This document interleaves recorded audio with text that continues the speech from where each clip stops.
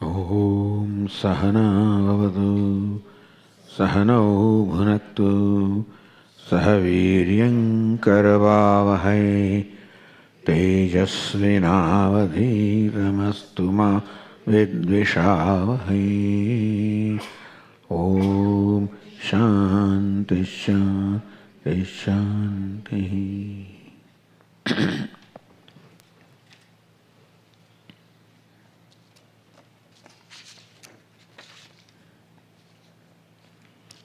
Verse number 7.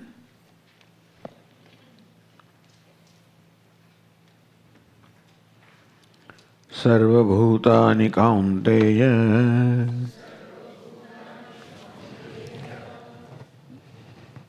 prakritim yanti mamikam kalpakshaye punastani kalpadau visrjamyaham prakritim swamavashtabhya visrjami punah punah bhutagramamimam kritsnam avasham prakriter vashad.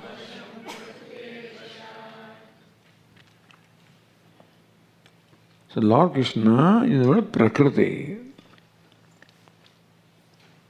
So we can give some clarification. Lord Prakriti means nature. Each one of us has a Prakriti, our nature. Bhagavad Gita explains this Prakriti or nature that we have is made up of three gunas, sattva, rajas and tamas. In so we each one of us has a prakriti, each one of us has a nature. You see, he's a very good person. So goodness is the nature of that person. Swami, you watch out. You can get angry, so that is the nature. This nature of Prakriti is made up of these three gunas or dispositions, sattva, rajas and tamas. They vary. Sometimes our nature is more sattvic, sometimes it is rajas, sometimes it is tamas. When sattva means which is of the nature of light and transparency, where there is knowledge, where there is goodness. So sattvic nature means the one who enjoys certain light, certain calmness, certain goodness, where knowledge easily takes place. Rajas is where this surface is disturbed. So when rajas predominates, then the mind is disturbed. Restless. When tamas predominates, the mind is dull. And then generally there is a combination of this.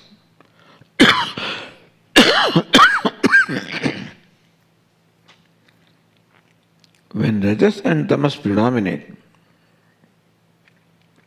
when they control us, rajas and tamas means ragadveshas. So usually human beings' prakriti or nature is dominated by rajas, tamas or ragadveshas, and therefore our prakriti, our nature usually controls us. Doesn't have to be, but usually. Ishvara's nature of prakriti is predominant in sattva. A little bit of rajas, tamas is there to carry out activity, but mainly Ishvara's prakriti called Maya is predominant in sattva. Therefore, Ishvara is in control of prakriti, in control of Maya. Same Maya is our prakriti, but then in our mind, our prakriti, the rajas tamas predominant. Therefore, we are under control of prakriti. So, when rajas and tamas predominate, then there are this rajas means attachment, tamas means aversion. So, when rajas and tamas predominate, then the mind is likely to be controlled by these reactions of ragadveshas, and that's when we get control. So, more often than not, our mind is dominated by rajas, ragadveshas, and they control us. Ishvara's mind is predominantly sattva, and therefore he controls his nature. If we make our mind also predominant in sattva, then we can also control our mind. And that is what Vedanta teaches when Vedanta speaks of or tells us of Antahakara Shuddhi, purification of mind. What is meant is that the rajas and tamas, which are called impurities, then we should try to get rid of them as much as we can, and then our mind will be predominant in sattva, and then the mind will become our friend, will become helpful to us, becomes our aid. Atmaiva hyatmano bandhuhu atmaiva ripu atmanaha. Lord Krishna says, our mind can be bandhu, can be our friend, benefactor. And the very mind also can be our enemy. Maneva manushyanam karanam bandhamokshayo. There is a famous verse. Manushyanam, for the human beings, manaheva, our mind alone, is the cause for bondage and the cause for liberation. Bandhaya vishayasaktam vimukti nirvishayam srutam. Bandhaya vishayasaktam. When the mind is vishayasaktam, it is attached to the sense pleasures,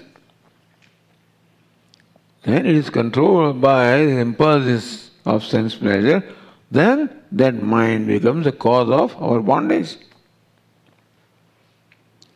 Mukti nirvishayam srutam. When the mind becomes free from the attachment for pleasures, then that very mind becomes the means of moksha, liberation. Therefore, all along the emphasis is to try to transform our mind. Slowly make the mind free from the influence of ragadvesha, rajastamas, and make the mind predominant in sattva. That is called Antahakara Shuddhi, purification of mind. As the mind becomes sattvic, then it becomes cheerful, pleasant, more quiet, contemplative, and therefore more suitable for listening, shravanam, mananam, nididhyasanam. Therefore, to benefit from our listening, shravanam, and subsequent mananam or nididhyasanam is desirable. That our mind enjoys sattva. There will be rajas and tamas, but then generally speaking the mind is sattvic. Sattvat sanjayate jnanam. From sattva the jnana arises, meaning the sattvic state of mind is conducive for the knowledge to take place. Rajaso lobha evacha. When the mind is predominant in rajas, then there is greed, etc. Paramadamoho tamasa bhavato jnanam evacha. When mind is predominant tamas, then there is pramada, moha, lobha, moha. This is not the point here, but someone asked me, Swami, what is Prakriti? Then I said it's worthwhile. Prakriti is our nature. In what nature? Nature is that which is composed of these three kinds of dispositions, sattva, rajas and tamas. Usually our minds are more predominant in rajas, tamas, the raga, dvesha, so we are controlled by the Prakriti. Avasham Prakriter Vashat. Lord Krishna says that I create the entire beings, a group of beings, by building my Prakriti. So Prakriti is under control of Ishvara because his Prakriti is predominant in Sattva. Avasham, on the other hand, all these beings who are being created, sustained, dissolved, are under the spell of Prakriti because there the Prakriti is predominant Rajas and Tamas. So same Prakriti, same Maya is under control of Ishvara, whereas we are like magician. A magician casts a spell of magic upon the viewers. The viewers are under the spell of magic. Whereas the magician is one who controls that spell of magic. In fact, this Maya is nothing but magic. And this magic becomes a model to explain Maya. Maya also is a model. Maya means magic. And just as a magician has a power called magic with which he casts a spell upon the audience and makes an appearance, magician does not create anything new, creates an appearance of something which the viewers think is real. So he takes a piece of paper and shows it $100 bill. What it is a piece of newspaper. But then because of the spell of magic, the viewers see it as a $100 bill. Thus, whatever is so-called created in magic is an appearance only. Magician cannot create a real $100 bill, otherwise he need not have to do all these performances. On the roadside, the fellow gives a performance, and then takes his hat and, asks for donation. He would not have to do this if he could create a real $100 bill. He can only create an appearance of $100 bill. Meaning that magic can only create appearance. Prakriti can create. That's why what is created is more an appearance, not a reality, like in dream. So Prakritim Swamavastabhya Visrujami Punah Punah Bhutagramam Imu Krishnam Avasham Prakriter Vashat. Lord Krishna says, I willed my Prakriti, and all the beings who are created are under the spell of the Prakriti. Meaning that we are always under the spell of Maya, spell of Prakriti, under the spell of our own nature. Swamiji, can we ever become free from the control of Maya? Yes, we can. If we change our nature and make it free from raga dveshas, then our nature also becomes sattvic. In that case, the mind is my friend, mind is under my control. And that way I can overcome the impact or influence of Prakriti on me or Maya on me. That is our sadhana. All along the Bhagavad Gita teaches us how to perform karma or action or duties such that every duty becomes an occasion of purifying our mind. So for a karma yogi, his agenda is to use every opportunity to purify his mind. For a karma yogi, the material outcome is not important. The spiritual outcome, meaning that the purification of mind, which is a side effect, you can say, that is more important. Therefore, we are taught to perform actions with certain attitudes, then that action will result into purification of mind. But here, Lord Krishna is giving us a total picture of how the whole universe is created, sustained, dissolved. The model is similar to our daily model of waking up and going to sleep. So when you fall asleep, when we are fast asleep, we still, Swami, but we still remain alive. Yes, we do remain alive. But that state of deep sleep is called state of unmanifest. Meaning our personality is not manifest at all. It's there potentially, but not manifest, not functioning. When we wake up in the morning, then we become manifest. So waking is the state of manifestation. The sleep is the state of unmanifest. From manifest to unmanifest, unmanifest to manifest. Creation is from unmanifest to manifest. Dissolution is from manifest to unmanifest. To give you another example, imagine all these various ornaments. They're all manifestation of gold in a given name and form. You can melt these ornaments, and all ornaments will become a lump of gold.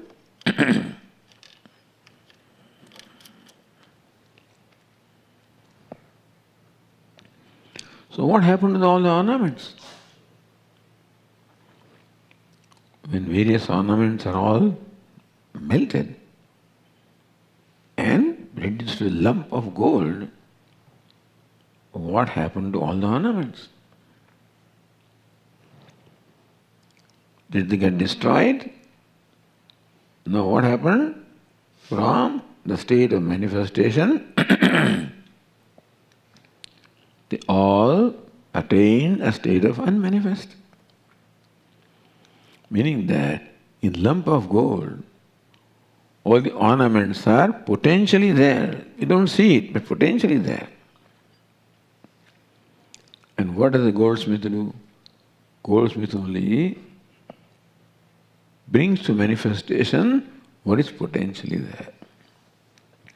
It doesn't create anything new. What was potentially there, because if you ask a goldsmith, from this please make some idlis, he cannot make them. I'm hungry, I don't want this bangle, I want some idlis. He can't do. Because idlis are not there potentially in the lump of gold. So what is potentially there alone can be made to manifest. So that's called creation. Potentially or unmanifest to manifest. That's happened to us in a deep sleep. When we are fast asleep,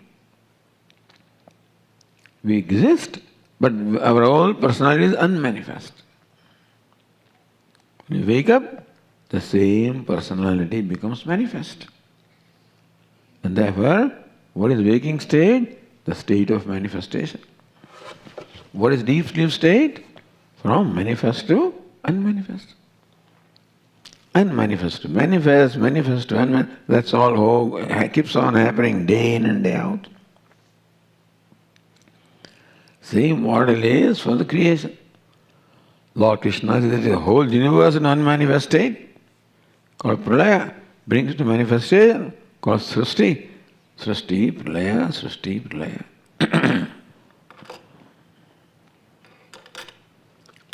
Yes, why is this Lord Krishna described? To give us a whole picture. So that we can slowly extricate ourselves from preoccupation with the small picture. I am so preoccupied with my small little life. And that has become so important to me. Lord Krishna is look at the whole picture, then your life is just really minuscule. It's not that big deal, not very important. then perhaps I can have a proper attitude towards my life.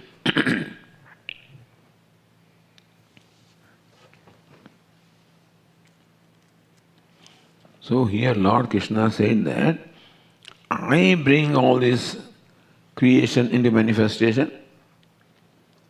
By my prakriti, I again make them manifest, dissolution. So controlling or wielding my prakriti, I carry out the operation of creation, sustenance, dissolution, creation, sustenance, dissolution.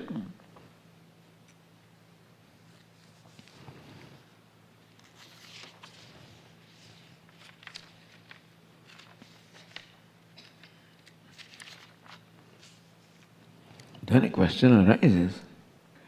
Bhagavan, you have created these worlds, yes? You are responsible for all this starvation? For all the violence? What have you done? We will ask Bhagavan, we will take him to task. Moment Bhagavan, on one hand he wants to claim that I do everything. When he claims that, he becomes answerable to what all he has done. And what have you done? In your creation, people are miserable. There's so much suffering. Is this what you have created? Our Puja Swami would say that if he looks from there down, oh, this is my creation? Wow.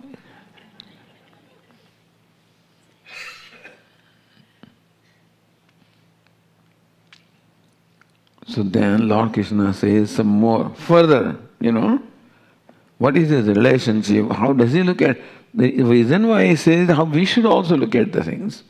So let us read the verse number 9.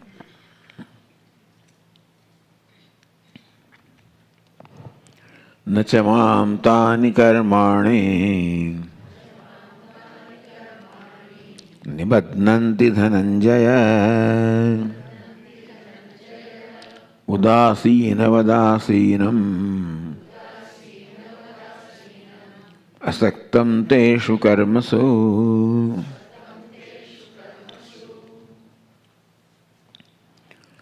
न च मां तानि कर्माणि निबध्नन्ति धनञ्जय. हे धनंजय, हे अर्जुन, तानि कर्माणि माम न निबध्नन्ति. Those actions, earlier Lord Krishna claimed that I create and I sustain and I dissolve. Wielding my prakriti, I do this. Moment you claim the ownership of something, then you become responsible for what you have created. On one hand, also I did. Then you see, this is what you have done. That Lord, this is called Vishama creation. Everything is different. There is not only variety and diversity, there is disparity. Something is big, something is small, somebody is happy, unhappy, wealthy, poor. What have you done? What is the fault of these people that they are poor? What is the fault of them that they are suffering? And what's the big deal? How come other people are enjoying? Why could you not have created all them equal? It's called Vishamam. Vishamam is, Samam is everybody is the same. Vishamam is everybody is different. And so a question is asked here. तरी तस्यते परमेश्वरस्य भूतग्रामं विषमं विदतः तन्निमित्तान्यां धर्माधर्माभ्यां सम्बन्धः स्यात् निमित्ताभ्यां. So Bhagavan also creates happy people, that is dharma.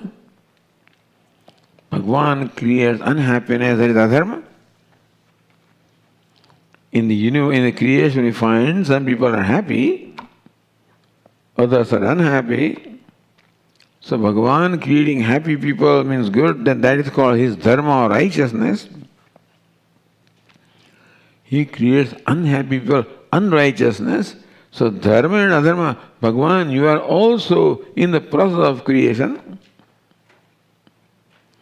performing actions that will be classified as dharma, and adharma, righteous and unrighteous. Is it not so? You make somebody happy, you make some other people unhappy, you create some people wealthy, some other poor. This is called Vishamam. This is there is disparity in your creation, Bhagavan. And you are responsible for suffering all these people, is it not so? There is some starvation in the universe. Is this what you have created? Bhagavan has created starvation? And wars? And violence? And suffering? When you take the credit for things, then you have to take credit for everything. I can't say that. He can't say that. I only the good things I am responsible, or I am owner of the good things. You are owner of everything.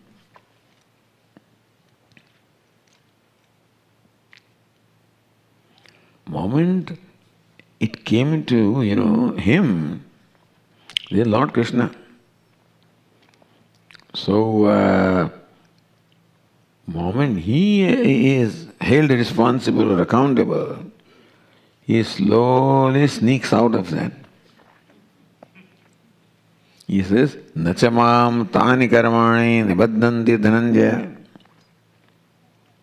He Dhananjaya, he Arjuna, tani karmani mam nibadhanti. All this karma of creation, sustenance, dissolution, and also creation of all this variety and diversity, that is called creation. After all, a goldsmith creates, gold which was the one has been made into diverse, that's called creation. What is creation is? Creation of diversity. In universe, there is diversity. No two things are identical. And that is the real talent of the Lord. No two leaves are also identical.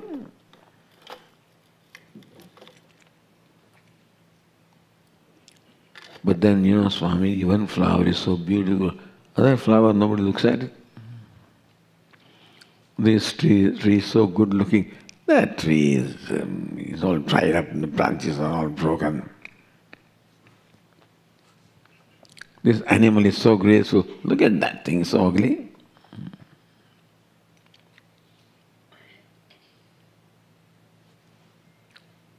Then, who has done this? Bhagavan has done it. Then you are accountable. For making somebody happy, you are accountable because that is called punya karma. Then you make somebody unhappy, you are accountable, that is papa karma. So you are also performing dharma, or papa and punya karma. You are also accountable. We are accountable for what we do, but you are accountable for a universal thing. How many births he will have to take? For karma that we perform, you have to take other births, to exhaust the outcome of this karma.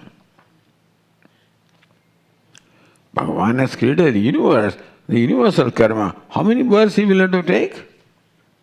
When can he exhaust all his results of the karma? So in this verse he says, Nachamam tani karmani nibadhanti dhananjaya. He Dhananjaya, tani karmani mam nanibadhanti. All these actions, what actions? Of creation, sustenance, dissolution. The creation of all the diversity and disparity. Creation of disparity, something is good, something is not good, somebody wealthy, somebody poor, somebody happy, unhappy. Mam nanibadhanti. Here Arjuna, these actions do not bind me. Meaning that I am not accountable for their outcome. I do not earn punya and papa. When you do something, you are accountable for the outcome. Is it not so? How can you say, I do everything and I am not accountable for the outcome? Very strange.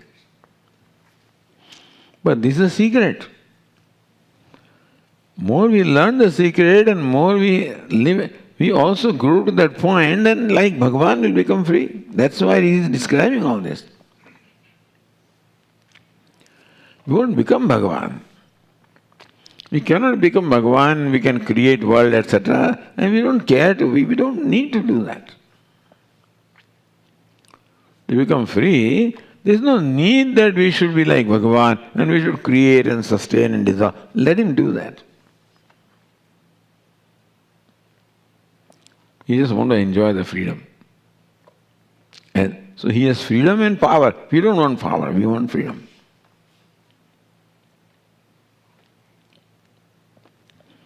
So what is the reason why he enjoys freedom? In spite of doing all this diversity and disparity and all this, how does he enjoy the freedom? Udasina vadasinam asaktam teshu karmasu, the second line says.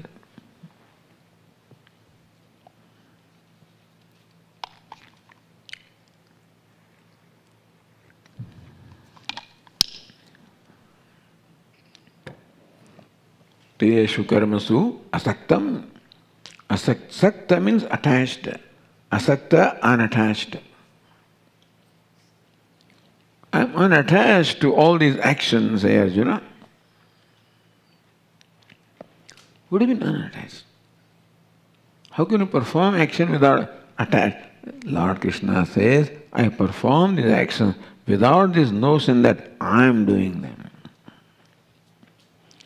So what is it that really binds us with action? What is it that makes us accountable for what we do? It is the kartrutva or the sense of doership is what in fact connects us with the karma. Otherwise we are different, karma is different. Why does the karma have to bind us? But we allow the karma to bind us by this notion of kartrutva or the doership that I am doing this karma. When I am speaking, the notion I am speaking, I am eating, I am walking, I am talking, I am doing this. While performing karma, there is this kind of notion on my part that I am doing that. So this man takes Puja Swamiji to his factory and chose Swami, see, this is all, I have created all this. Swami said, who created you? Just prick the balloon, you know. I have created. That's who. Okay, when you say I have created, well, I have created Swamiji. I have my buddhi, my intellect, and I evolve. I design these things. I have done it. How could you design? With my intellect? Were you born with all knowledge? No, Swamiji. As you grew up from birth to this point, or is it not that all this knowledge was imparted to you? Yes, Swamiji. There will be so many people with the kind of knowledge that you have and no opportunity. Is it not that not only knowledge, but the opportunity was also given to you to do what you did? Many people are very talented, but they have no opportunity. They can't express themselves.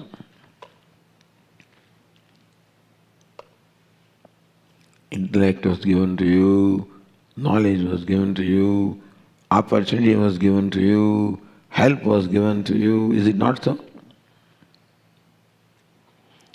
If you take all those things into account, then you realize that you are not just one, but with the help of so many things given to you.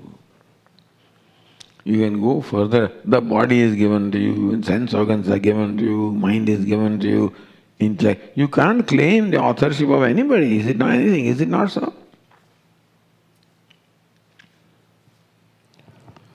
The pride makes no sense at all. Pride is when I take the authorship, but who am I?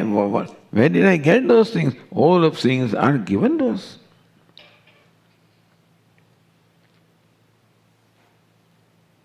You enjoy what is given. We don't say you don't enjoy it.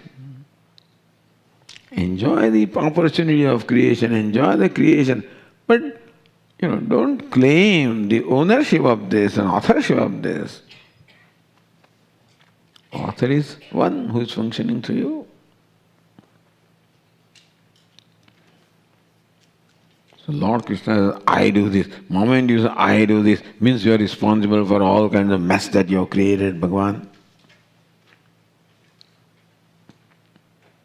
Says, no, I have created, but I am not responsible. I have created, but I am not accountable for their outcome, for them. The karma, but karma phala doesn't come to me. The usual rule is that one who performs the karma also becomes accountable for karma phala. Here Lord Krishna claims that I create, I do everything, but then I am not accountable for the outcome. No, don't tell me. The rule has to apply to everybody. When we perform karma and we become accountable karma phala, you did this karma, you should be accountable also. Lord Krishna says, there is a difference in the way I do things, in the way you do things. Udasina vadasinam asaktam teshu karmasu. When this karma or these actions are performed of creation, sustenance, dissolution, what is my attitude? Udasinavat. Like an indifferent person. Asaktam teshu karmasu. I am totally attached or detached from this karma. Meaning that Lord Krishna says that while performing these actions of creation, sustenance, dissolution, I have no agenda at all. Meaning Lord Krishna says, I perform all the karma without a personal agenda. I have nothing to gain and nothing to lose from that. I do not demand any credit, I do not demand any praise, I do not demand anything. Udasina vadasinam. Udasina. One who is risen above. Things are going on at lower level, and when you rise above that, meaning that you are not concerned about the outcome. How can you not be concerned about outcome, Swamiji? The outcome can be favorable, the outcome can be unfavorable. How can you not be concerned? Lord Krishna is teaching how to perform karma. If we do like that, then we also will remain free. Lord Krishna is teaching how to perform actions, how to live your life and remain free and not get trapped into this karma and karma phala. That when I perform the action, there is no kartrutva, no sense of doership, no abhimanam, no notion that I am doing that. Then who does it? It just gets done. That will come in the next verse anyway, but still. Important thing is, Lord Krishna says, asaktam teshu karmasu, I am totally unconnected, unattached to all those karma. How? Udasinavat, like one who is an uninterested witness, uninvolved witness. Witness and uninvolved witness. Similarly also, when all these actions are going on, I am like an uninvolved witness. With no agenda of mine, with no sense of doership that I am doing it. And therefore, you cannot make me accountable for all the vishamata or diversity in the creation, because I have created, but I am not created. I have created because without me the creation cannot take place. I am not created because I don't have a sense of doership.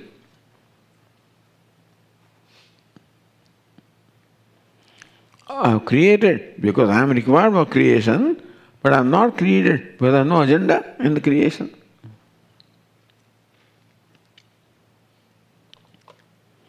So Bhashyakara explains here, if someone else also did this like this, अतः अन्यस्यापि कर्तृत्व अभिमान भावः फलसंग अभावश्च. So these are the two characteristics when Lord Krishna performs the actions of creation, sustenance, dissolution, is kartrutva abhimana bhava, a freedom from notion that I am doing them. Phala asanga abhavascha, and that I have no agenda as far as outcome is concerned. Doesn't matter what the outcome is. It's called prasad buddhi. In Puja Swamiji's words, whatever outcome is, I am equally happy. I don't make a demand as to what the outcome should be, because outcome will not make me bigger than what I am, will not take away anything from me. I am complete, whole and complete there. Whatever the outcome is, just in the ocean, you add a few buckets of water, ocean doesn't swell, take away a few buckets of water, doesn't sink. Therefore these karma phalas have nothing to add to me, nothing to subtract from me. Udasina udasinam asaktam teshu karmasu. My role is like an uninvolved witness, udasina. Uninvolved witness, asaktam, unattached to the outcome. All of this being said is, when we perform the action, at least we observe what's going on in our mind. How, when we are doing something, the outcome is so important to us. Because we want that outcome should be favorable to me. Outcome should not be unfavorable to me. What is favorable? Something that will add into me some value. Unfavorable? Something that will subtract the value. But I am so big, like an ocean, that if a few buckets of water, even if you rivers bring water, nothing is added and nothing is taken away. If you are so big, then there is no change of addition, subtraction. Lord Krishna says, I am whole and complete and never. This karma phala cannot add anything to me, cannot take anything away from me. And therefore, I am totally free from all demands. Lord Krishna says, I do not have any personal agenda, no demands as to what I should get or not get as a result of performing the actions of creation, sustenance, dissolution. These things are very important to understand. Because everybody says that Ishvara has created the world. Here also it is said. But when Ishvara creates the world, then we ask, why have you created this mess? Who is responsible? They don't have this explanation. He has created. Well, why is somebody happy, somebody unhappy? Because that's how Bhagavad did. As our Swami said, God loves you. Makes you miserable, but He loves you. Makes you dukkhi, He loves you. The standard thing is God loves you and it gives you a slap, He loves you.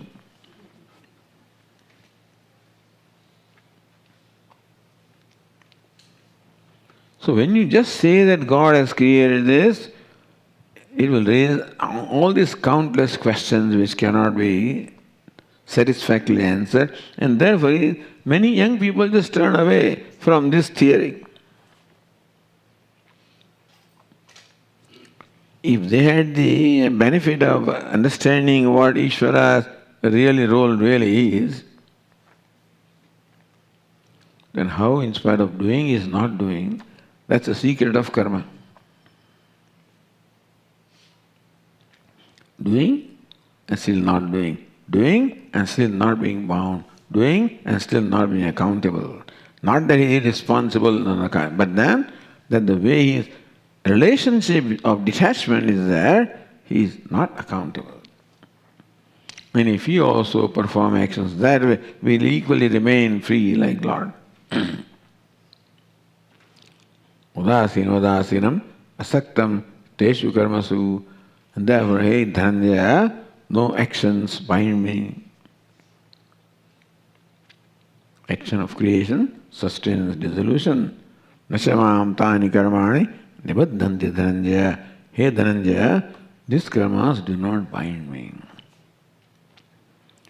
The question was, Lord, you have created the universe which is such a mess, where there is so much suffering, there is so much pain, and what kind of thing creation is this? Where there is so much disparity, somebody is so much favor, and somebody seems to be, you seem to be favoring some people and cruel to others.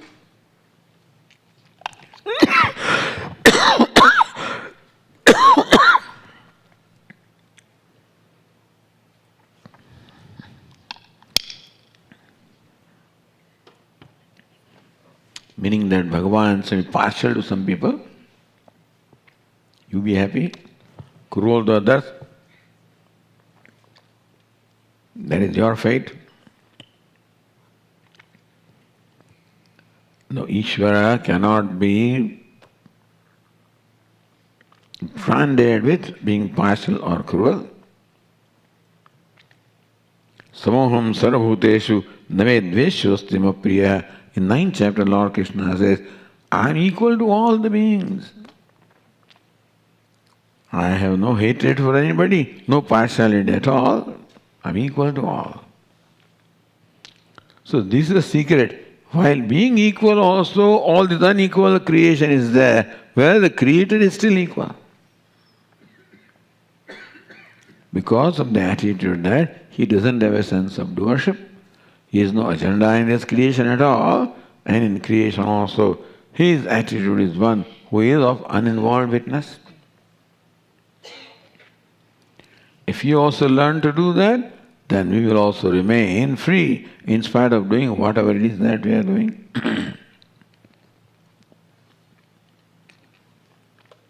So this question of how can you do all this and still claim that you are not bound is explained in the next verse, and we'll take it in the next class.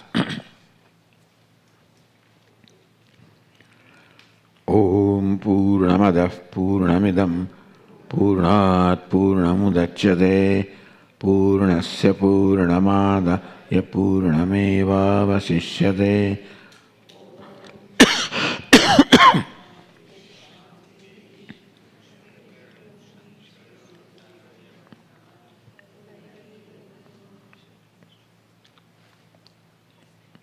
Om Shanti Shanti Shanti.